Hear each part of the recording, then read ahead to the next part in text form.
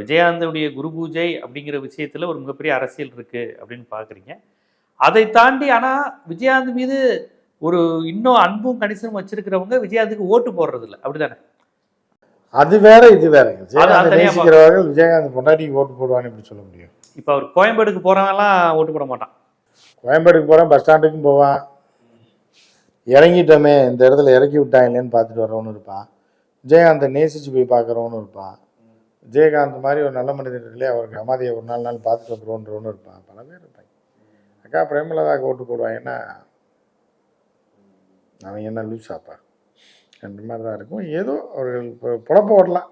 பிரேமலதா இந்த ஜென்மத்தில் இந்த 110-20 வருஷத்துக்கு 20-25 வருஷத்துக்கு அரசியல் நடத்திக்கிட்டு பசங்க வளர்ந்துட்டாங்கன்னா அவங்களுக்கு ஒரு சீட்டு கீட்டு கொடுத்துட்டு ஏதோ தப்பி தவறி ஏதாவது ஒரு கூட்டணியில் ஒரு சீட்டு ஜெயிச்சிட்டாங்க அப்படின்னா அதை வச்சு கட்சியை போட்டிட்டு அப்படி உருட்டி மாட்டிட்டு